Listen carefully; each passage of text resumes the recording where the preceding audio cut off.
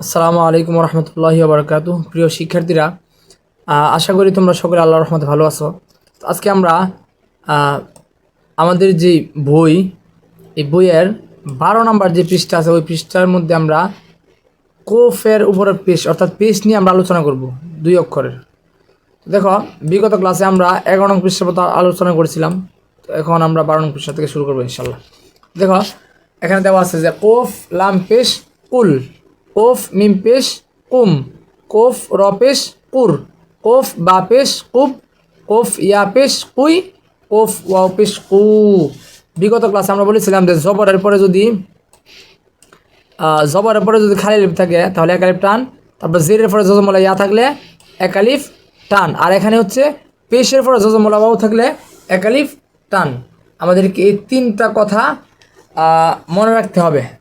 যদি মনে না রাখি তাহলে আমরা যখন কোরআন শরীফ পড়ব তখন ওই লম্বাবাড়ির ক্ষেত্রে ভুল হলে অর্থের ক্ষেত্রে বদলা যায়।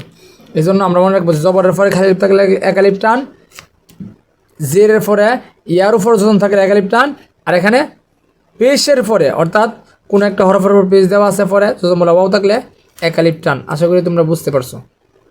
তো দেখো, পরে সিন নুন পেশ সুন, সিন জিম পেশ সুজ, সিন কোপ পেশ সুক, সিন ফা পেশ সুফ, সিন ইয়া পেশ সুই, সিন ওয়া পেশ সু। তারপর লাম বা পেশ লুব, লাম ফা পেশ লুফ, লাম হা পেশ লুহ, লাম হা পেশ লুহ। এটা হচ্ছে লাম হা পেশ লুহ, অর্থাৎ এটা গলার ভিতর থেকে আসবে। আর এটা হচ্ছে লাম হা পেশ লুহ, অর্থাৎ এটা হালকা কিছু মোটা বাতাস বের হবে। তারপর লাম র পেশ লুর, লাম ও পেশ লু।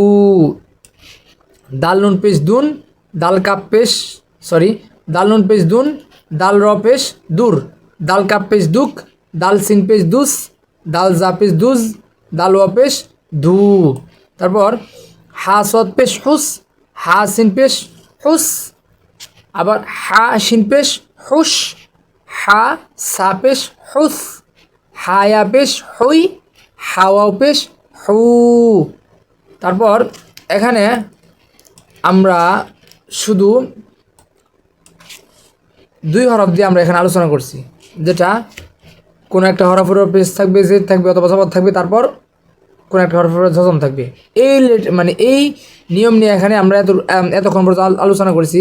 তো এখন আমরা পড়ব যে দ্বিতীয় নিয়ম, যেটা হচ্ছে যে কোনো একটা হরফ উপরে বা থাকলে অর্থাৎ কোনো একটা হরফের উপর বা জবর বা থাকলে কি টান হবে, নাকি জবরের উপরে খালি থাকলে টান হবে। ওই যে আমরা বিগত ক্লাসের মধ্যে যেগুলো বলছিলাম এখানে আবার ওইগুলো ঘুরে গেড়ে আবার দেওয়া হয়েছে আর কি, আমরা ওইগুলো পড়বো। তো দেখো, বা জবর বা, এই বা জবর বা কোনো টান হবে না, কিন্তু আবার এখানে বা আলিফ জবর বা, এখানে এই জবরের পরে খালি আসার কারণে এই বা টান হবে। তাহলে কোনো একটা হরফের উপর যদি শুধু জবর থাকে তাহলে আমরা এটাকে টান দিতে পারবো না, এটাকে তাড়াতাড়ি পড়তে হবে বা জবর বা সাধারণ নিয়মে। আর যখনই জবরের উপরে খালি আলিফ থাকবে তখন এক আলিফ টান দিতে হবে, বা আলিফ জবর বা। আবার তাজের তি, এটা সাধারণ তাজের তি, এটার মধ্যে আমরা টান দিতে পারবো না, শুধু সাধারণভাবে আমাদেরকে পড়তে হবে। আর যখনই আমরা জেরের অর্থাৎ কোন একটা হরফের নিচে জের ফরে জজমলা ইয়া থাকবে, ওই বিগত ক্লাসের মধ্যে বলছিলাম যে জেরের ফরে জজমলা ইয়া থাকলে একালিফ টান, তাহলে তাজের তি, আর এখানে তায়াজের থি, তারপর সাপেশ সু, এখানে সাওয়াপেশ সু। তাহলে ওই গত ক্লাসের মধ্যে আমরা যে 3টা নিয়ম বলেছিলাম এর মধ্যে একটা হচ্ছে জবরের ফরে খালি থাকলে একালিফ টান, যেমন বা আলিফ জবর বা, আবার জেরের ফরে জজমলা ইয়া থাকলে একালিফ টান তায়াজে তি। আবার পেশের পরে যদি জজমলা অর্থাৎ পেশ আছে, পেশের পরের যে হরফটা আছে ওইটার উপর জজমলা ওয়াও থাকে অর্থাৎ ওয়াওর উপরে জজম থাকে, ওইটাকে কি একালিফ টান দিয়ে পড়তে হবে। আশা করি তোমরা সকলে ওই বিগত ক্লাসের নিয়মটা মনে আছে।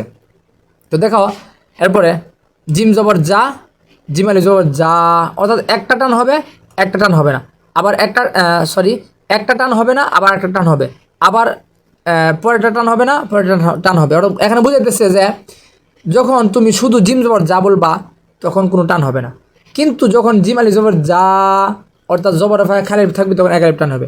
আবার ঠিক এটা এরকম, যখন হাজের হি বলবা তখন টান হবে না, কিন্তু যখন হায়াজের হি বলবা তখন একালিফ টান হবে। আবার জিম পেস জু যখন বলবা তখন টান হবে না, যখন জিম ওয়াপেস জু বলবা তখন একালিফ টান হবে।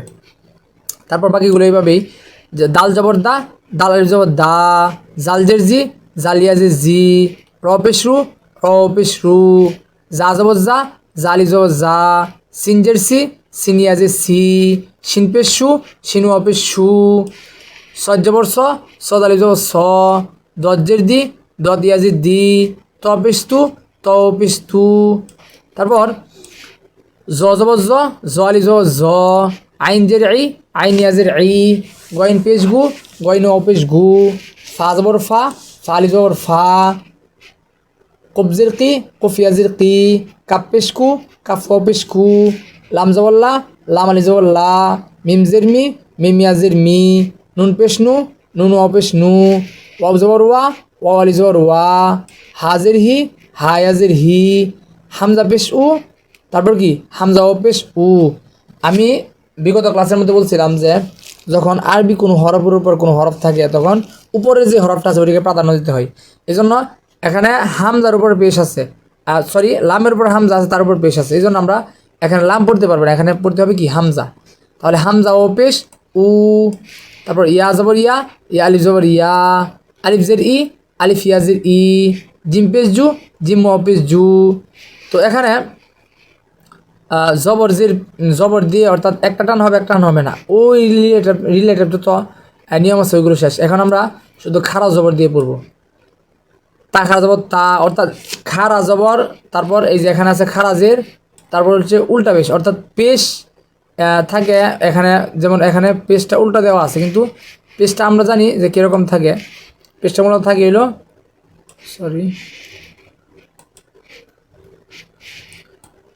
পেজটা মূলত তাকে হচ্ছে, আমি দেখাই দিচ্ছি, এক মিনিট।